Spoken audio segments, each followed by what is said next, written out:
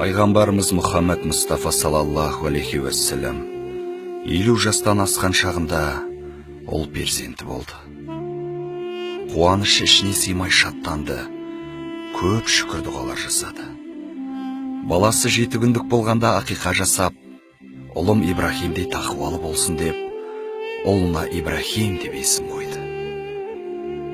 Осы ұлы 5-6 жасқа келген уақытында қатты сырқаттанып қалды. Пайғамбарымыздың салаллаху алейхи уассаламның көңілі болмай, үйінен сыртқа шықпай, тек дұға жасай берді. Я Алла, ұлыма шипа бер. Я Алла, ұлыма шипа бер деп отырған кезде терезеден далаға көзі түсті. Баласы Ибрахим соғып далаға асырсап жүгіріп шықты. Пайғамбарымыз салаллаху алейхи уассалам қуанып кетті де, я Алла, өзіңе сансыз шүкірлер болсын, дұғамды қабыл етіпсің деп шүкір дұғасын жасады. Сол сәтте Жебірейіл періште Аллахтан уахи әкеліп, пайғамбарымыздың арқасына басын қойып, жылай бастады. Пайғамбарымыз салаллаху алейхи уассалам: «О, Жебірейіл, неге жылап жатырсыз? Қияметтің хабары келіп қалды ма?» деп сұрады. Жебірейіл жылап: «Жоқ, Расулалла, сіз балам сырқатынан айықты деп қатты қуанып жатырсыз. Ұлыңызды қатты жақсы көресіз ғой, иә?» деді. Пайғамбарымыз: «Я, Жебірейіл, мен расында да оны қатты жақсы көрем» деді. Жебірейіл періште: «Я Расулалла, менің артымнан кімнің келіп тұрғанын білесіз бе?» деді. Пайғамбарымыз: «Кім келді?» деді. Жебірейіл: «Менің артымнан жан алушы періште Әзірейіл келіп тұр. Бүгін ұлыңыздың жанын алады. Аллах сізге ешқашан ұл перзент бермейді екен. Ұлыңызды сізден кейінгі адамдар пайғамбар деп шатастырып алмас үшін. Бір жүрекке 2 махаббатқа орын жоқ. Не үмметіңіздің жанын таңдаңыз, не ұлыңыздың жанын таңдап құрбан етіңіз» деді. Пайғамбарымыздың бүкіл өне бойы тітіркеніп кетті. Я Раббым, қартайған шағымда бұл қандай сынақ деп көзінен жас парлап отыра кетті. Жебірейіл де жылап тұрып: «Я Расулаллах, барлық періштелерге қол көтертіп қойдым.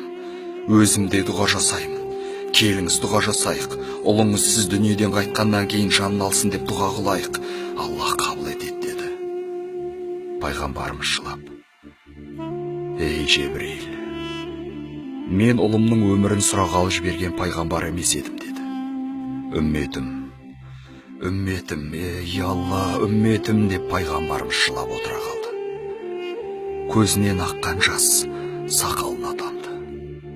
Мақұл, мен үмметімді таңдадым. Ұлым үмметімнің орнына садақа болсын. Егер барлық періштелер қолдарын көтеріп тұрған болса, дұға жасасын. Мен де дұға жасайын. Сіз де дұға жасаңыз, Жебірейіл досым. Ұлымды үмметімнің орнына садақа еттім. Аллахты қала үмметтеріме діндар перзент бердің, я Раббым» деп жылап тұрып пайғамбарымыз дұға жасады. Сонда Расулалла: «Ұлыммен қоштасып алуға рұқсат беріле ме?» деді.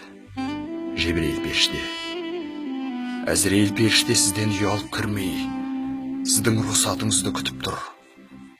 Расулалла далаға шығып қараса, Ибрахим сахабалардың балаларымен асырсап ойнап жүр екен. Солардың ішінде ең сүйкімді бала өзінің баласы болып көрінді пайғамбарымызға. Расында да көркем мінезді, ең әдепті бала еді. Расулалла баласына ұзақ қарап тұрды да: «Ей, көзімнің нұры болған ұлым, бері келіңіз» деді. Баласы жүгіріп келді. Ұлының басынан сипап тұрып: «Расулалла, сіз сапарға баратын болып тұрсыз» деді.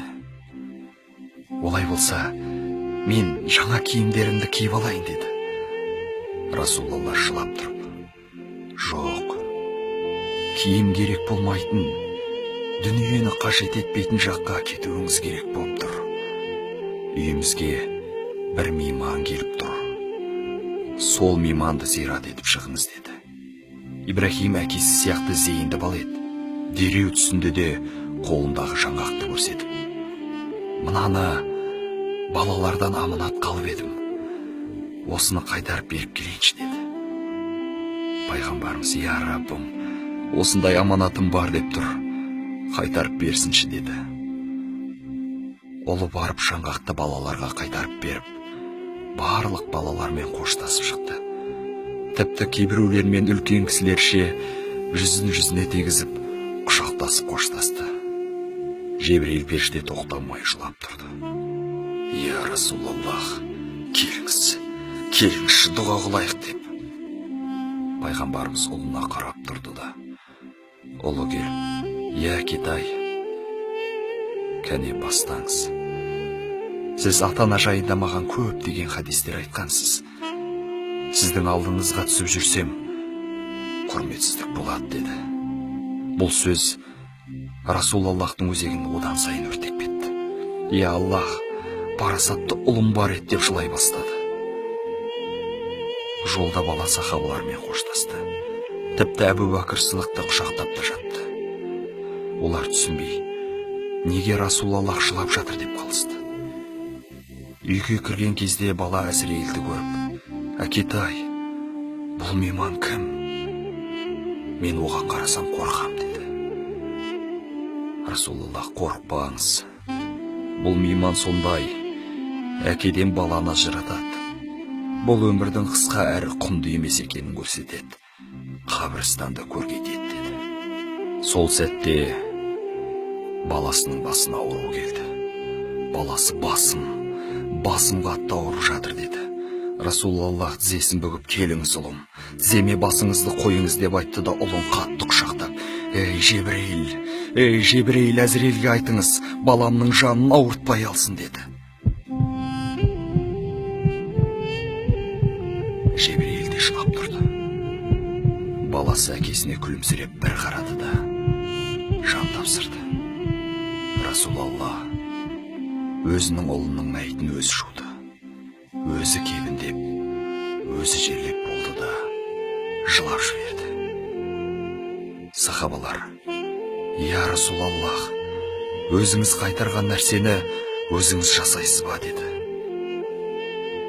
Сонда Расулаллах саллаллаху алейхи уассалам: «Сіздер бүгінгі оқиғадан хабарларың жоқ.